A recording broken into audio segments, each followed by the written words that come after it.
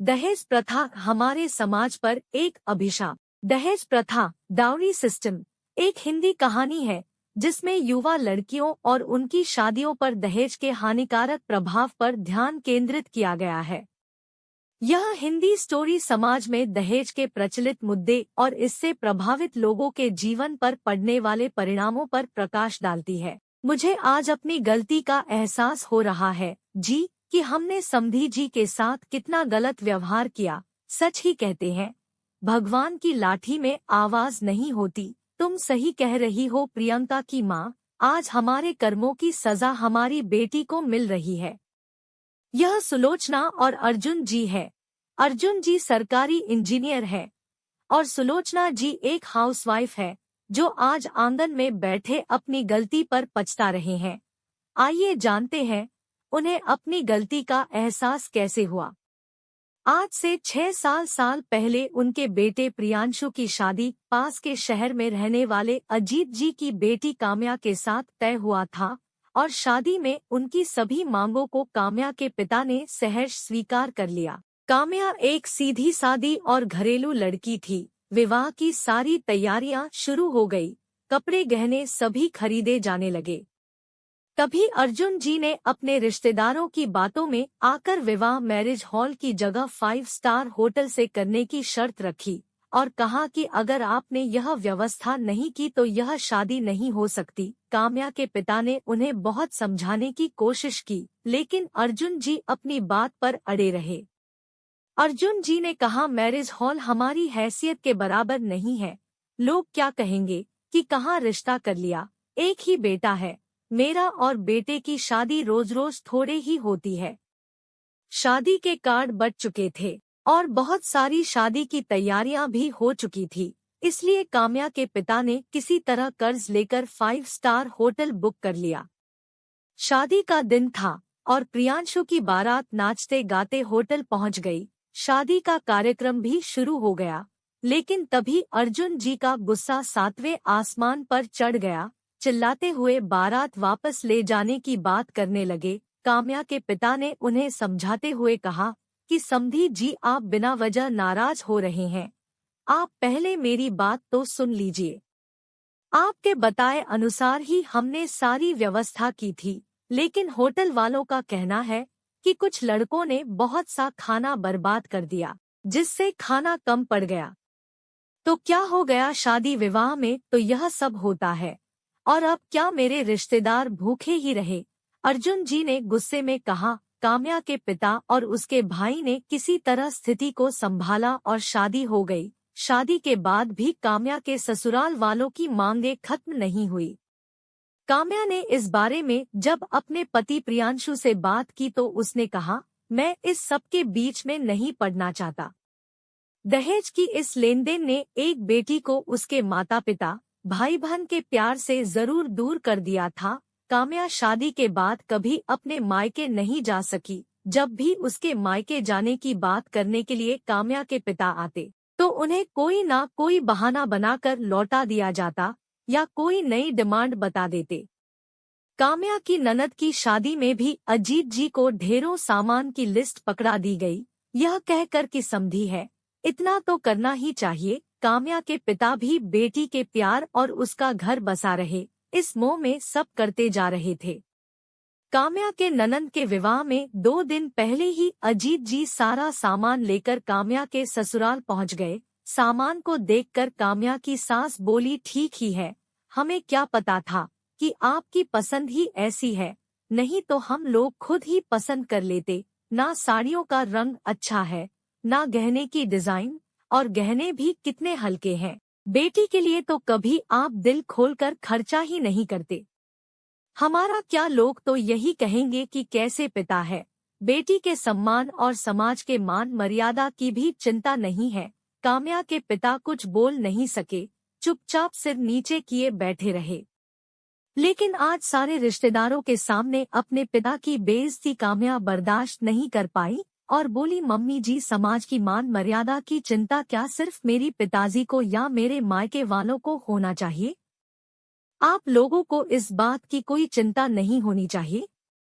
सारे रिश्तेदारों के सामने आपने यह तो कहा कि यह अच्छा नहीं, वह अच्छा नहीं, यह नहीं लाए, वह नहीं लाए। लेकिन क्या पिताजी से एक बार भी उनका हाल समाचार पूछा? किसी ने भी उनसे चाय नाश्ते के लिए भी पूछा नहीं? क्योंकि आप लोग मेरे पिताजी को अपना समधी नहीं नौकर समझते हैं, और मुझे तो इस घर में एक काम वाली बाई के से भी कम समझा जाता है। जब जिसके मन में आए मुंह उठाकर कुछ भी कह देता है। कुछ खराब हुआ तो काम्या और कुछ अच्छा हुआ तो आप लोगों ने किया। काम्या का इस तरह जवाब देना आज सुलोचना जी को बहुत बुरा लगा, और वह भी जब सारा घर मेहमानों से भरा हो। सुलोचना जी ने गुस्से में चिल्लाते हुए कहा कि देखा समधी जी, ऐसे तेवर हैं आपकी लाडली के, वह तो हम जैसे लोग हैं जो इसका गुजारा हो रहा है, नहीं तो किसी और घर में होती तो कब का घर से बाहर निकाल देते, और आप समझते हैं कि हम लोग ही बुरे हैं। अपनी लाडली को मुंह चलाने के साथ कुछ अच्छा संस्कार भी दे देते तो अच्छा होता। यह सब क्या हम अपनी बेटी को नहीं दे सकते? आप लोगों की तरह कंगाल थोड़ी है कि शादी में बारातियों को खाना भी नहीं खिलाए। ले जाइए आप यह सब।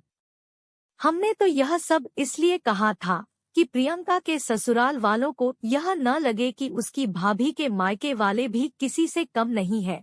लेकिन आपकी बेटी ने जो आज हमारी जो बेइज्जती की है, उसके बाद हम काम्या को नहीं रख सकते। आप यह सारा सामान और अपनी बेटी को लेकर चले जाइए। काम्या के पिता अजीत जी ने सुलोचना जी को समझाने की कोशिश की, लेकिन वह कुछ सुनने को तैयार नहीं थी। धीरे धीरे बात बढ़ती ही गई। तभी वहां काम्या के ससुर और उसके पति प्रियांशु आ गए। उनके सामने सुलोचना जी और उनके रिश्तेदारों ने काम्या को गलत बताया।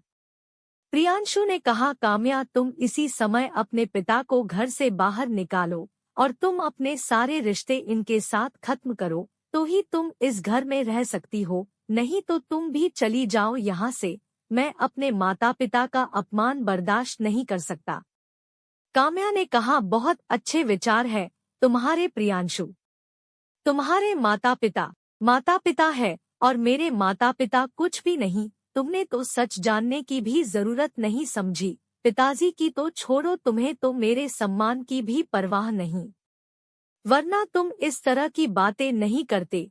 और तुम चाहते हो कि मैं अपने पिता से सारे रिश्ते खत्म कर लूं, तो यह भी सुन लो, पिताजी के साथ मेरा रिश्ता भगवान ने जोड़ा है।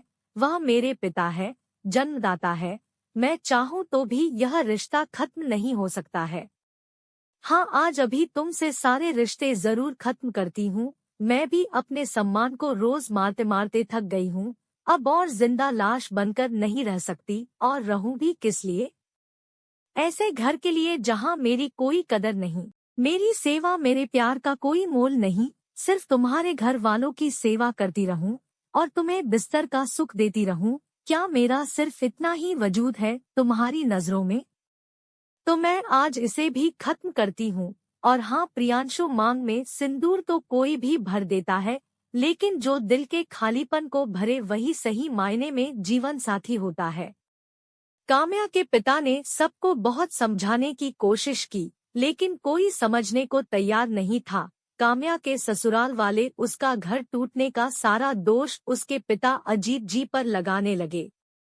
काम्या के पिता ने काम्या को भी समझाया, बेटा 2 दिन बाद घर में शादी है। लोग आएंगे, जब सबको पता चलेगा कि घर की बहू ही घर में नहीं है, तो क्या सोचेंगे? क्या इज्जत रह जाएगी समाज में अर्जुन जी और सुलोचना जी की, इस घर की? कैसी कैसी बातें करेंगे लोग तुम्हारे बारे में। पहले प्रियंका की शादी हो जाने दो, फिर यह सब देखेंगे। मेरा क्या है बेटा, तुम्हारा घर बसा रहे, इसलिए तो यह सब सहता आया हूँ। तुमसे प्यारा मुझे अपना सम्मान थोड़े ही है। अपने पिता की बातें सुनकर काम्या के आंसू नहीं रुके, लेकिन आज उसने अपने पिता के और अपने सम्मान से कोई समझौता नहीं करने का सोच लिया था। काम्या अपने 3 साल के छोटे बच्चे और अपने पिता का हाथ पकड़ उस घर को छोड़कर चली गई। काम्या के जाते ही लोग उसके बारे में उल्टी सीधी बातें बनाने लगे। प्रियांशु और उसके माता पिता सहानुभूति के पात्र बन गए। लेकिन समय सबके साथ न्याय अवश्य करता है। जो तकलीफ काम्या और उसके मायके वालों ने सहा, आज उसी का समय ने जवाब दिया। प्रियंका की बारात दहेज को लेकर हुई बहस की वजह से वापस चली गई। यह कहना उचित तो नहीं होगा कि जैसी करनी वैसी भरनी, क्योंकि एक और बेटी का घर इस दहेज के दानव ने निगल लिया। एक और परिवार का सम्मान बिखर गया। ऐसे ही ना जाने कितने घर इस दहेज के दानव ने निगल लिए, कितनी जिंदगियां बर्बाद कर दी और कितनों को जिंदा जला दिया। कब तक और क्यों हम इस दानव को पालते रहेंगे? बेटा हो या बेटी, क्या वह अपनी मेहनत से अपने लिए रोटी नहीं कमा सकते? हम यह क्यों भूल जाते हैं? पैसा चाहे जितना भी किसी के पास क्यों ना हो, खाता वह रोटी है।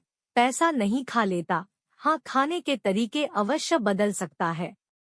अब तो बस यही इच्छा है कि दहेज के दानव को पालना बंद करे और अपने बच्चों को अच्छी शिक्षा दे, ताकि वह खुद अपना भार स्वयं उठा सके और हमें उनके लिए दहेज प्रथा, डाउरी सिस्टम जैसी कुरीति को पालना न पड़े।